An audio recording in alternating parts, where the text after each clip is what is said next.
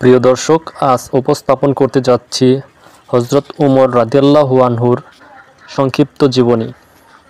মুসলিম জাহানের দ্বিতীয় খলিফা হযরত উমর ফারুক রাদিয়াল্লাহু আনহু 583 খ্রিস্টাব্দে আরবের মক্কা নগরীতে কুরাইশ বংশে আদিয়া গোত্রে জন্মগ্রহণ করেন।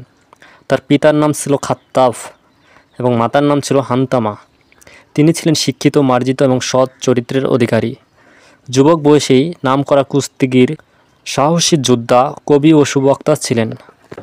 হযরত উমর ফারুক রাদিয়াল্লাহু আনহু প্রথম দিকে ইসলামের ঘোর শত্রু ছিলেন।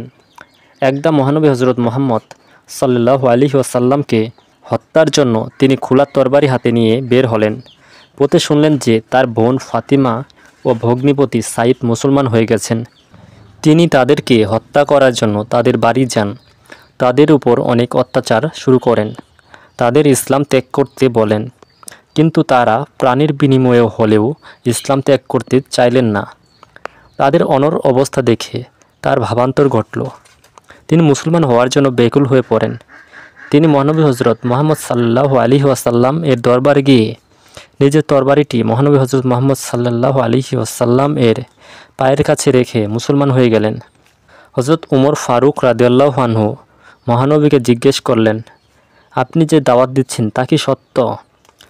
মহানবী হযরত মুহাম্মদ সাল্লাল্লাহু আলাইহি ওয়াসাল্লাম বললেন, হ্যাঁ। তখন হযরত উমর রাদিয়াল্লাহু আনহু বললেন, তাহলে আর গোপন নয়, এখন থেকে আমরা প্রকাশ্যে কাবাঘরের সামনে সালাত আদায় করব।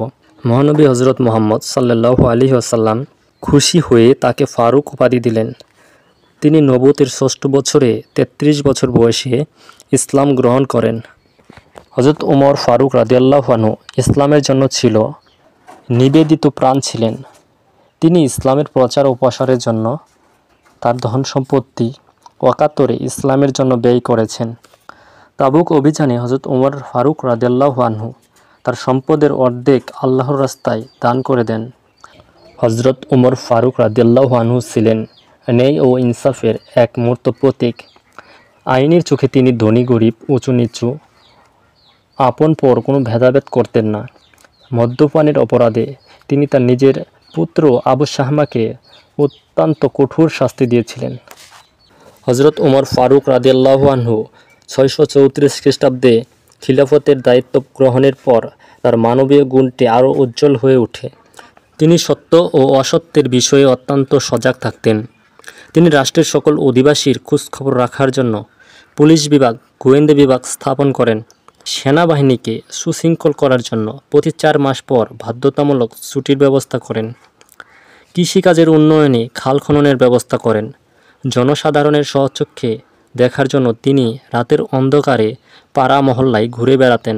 ক্ষুধার্ত শিশুর কান্নার আওয়াজ শুনে তিনি নিজ কাঁধে করে আটার বস্তা নিয়ে তিনি তাঁবুতে নিয়ে আসেন। পৃথিবীর রাজা বাদশাহদের ইতিহাস পর্যালোচনা করলে এমন প্রজাবৎসল শাসক আর খুঁজে পাওয়া যাবে না। মানবদরদী হযরত উমর ফারুক রাদিয়াল্লাহু আনহু ছিলেন সাম্য ও মানবতাবোধের মহান আদর্শ। জুমার সময় তিনি জনসাধারণের জন্য শাসকের বিরুদ্ধে অভিযোগ করার ব্যবস্থা করেন। এরই পরিপ্রেক্ষিতে এক লোক স্বয়ং তার বিরুদ্ধে অভিযোগ করল যে বাইতুল মাল থেকে প্রাপ্ত কাপড় দিয়ে কারো পুরো একটি জামা তৈরি হয়নি, অথচ খলিফার গায়ে সে কাপড়ের একটি পুরো জামা দেখা যাচ্ছে। খলিফা অতিরিক্ত কাপড় কোথায় পেলেন? খলিফার পক্ষ থেকে তার পুত্র আবদুল্লাহ উত্তর দিলেন, আমি আমার অংশটুকু আমার আব্বাকে দিয়ে দিয়েছি, এতে তার পুরো জামা হয়েছে। আমাদের দেশেও যদি শাসন কার্যে জবাবদিহিতা নিশ্চিত করা হয়, তাহলে আমাদের শাসন কাজে নিয়োজিত ব্যক্তিগণ হযরত ওমরের মতো ন্যায়পরায়ণ হবে।